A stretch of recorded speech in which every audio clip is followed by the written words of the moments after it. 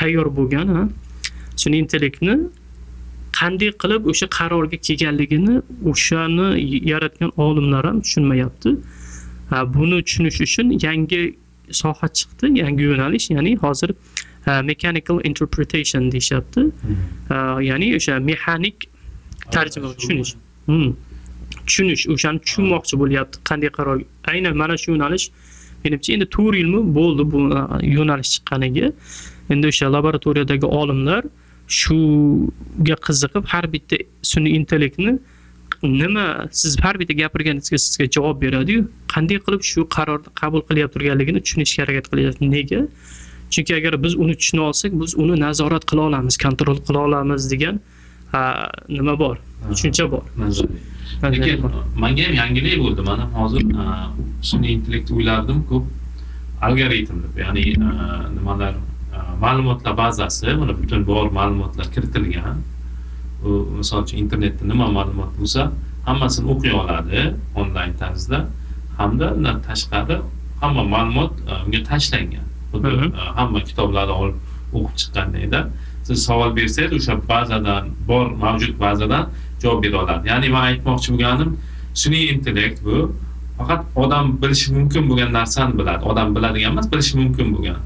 Odam bilmaydigan, misol uchun koinotdan tashqarida nima borligini insoniyat bilmaydigan bo'lsa, misol uchun xuddi shunday sun'iy intellektdan bilmaydi, to'g'rimi? Yoki undan ham rivojlanish mumkinmi? Keyinchalik rivojlanishi mumkin, lekin hozir shu bo'yicha bitta Andrey Karapati degan bitta bola bor, yigit o'sha OpenAIda hozir OpenAIda asoschilaridan, founderlaridan bitta edi, bittasi hozir Cloud Anthropic'da ishlayapti. O'sha bola aytayapti, biz dedi, mana shu 15 yildan beri sun'iy intellekt bo'yicha ishlar ekanda, mana shuni yaratish jarayonida bor ma'lumotlarni birinchi o'rgatdik dedi.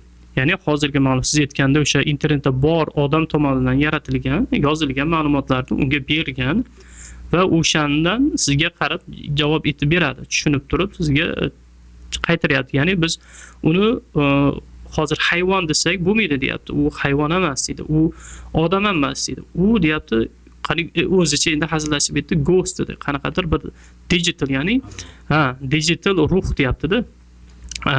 O'shani yaratdik bu deyapti, sizga o'sha ertaga bo'layotgan narsalar, dunyoni qanday ko'rinishi oldinga berilgan, siz aytganda inson bilishi mumkin bo'lgan ma'lumotlarni o'rgangan, saqlagan va bizga qaytarib aytib bera olyapti mana shu narsani.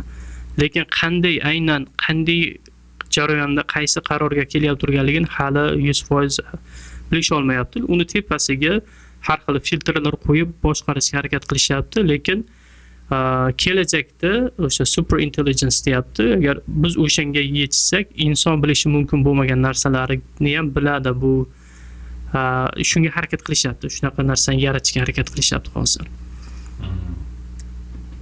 Qiziq, chunki u odamni miyasi qanaqa ishlaydi? Chunki kompyuterga qarasangiz, oddiy kompyuterni odamning miyasidan olingan. Unda asosiy xotira bor. Keyin storage bor, ya'ni omborxonasi bor o'zini.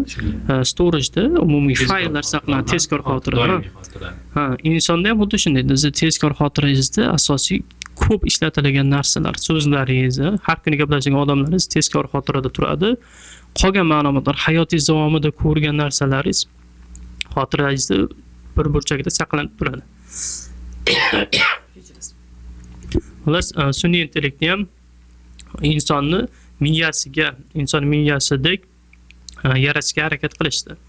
Ichida o'sha neural networklar bir-biriga bilan gaplashadi. Ya'ni tasavvur qiladigan bo'lsangiz, bitta so'zni top deydigan bo'lsangiz, mana misol uchun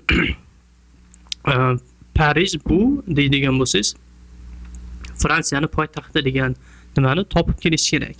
Siz so'rab qo'ysangiz, o'shani qo'yish uchun o'sha ma'lumot saqlagan ma'lumotlarni o'qiydi-da, har bitta neural network men bu harfdan keyin, men bu harf to'g'ri keladi, to'g'ri kelmaydi deb bir-biriga ma'lumotlarni uzatadi. O'shani oxirida bitta hozir nechtada 2 milliarddan ko'proq parametrlar bor. Ya'ni o'shaning ichida ma'lumotlar saqlangan. O'sha neural networklar weights deydi, bir-biriga ma'lumot uzatadi-da va oxirida sizga javobni qaytaradi. Lekin uning ichidagi bo'layotgan narsa, ya'ni ko'pchilik uchun, ya'ni black box deydi. biz tushunmaymiz hali. Nimaligini bilamiz, lekin qanday aynan shu natijaga kelyapti turganligini bilmaymiz deb o'shani tushunishga harakat qilishyapti.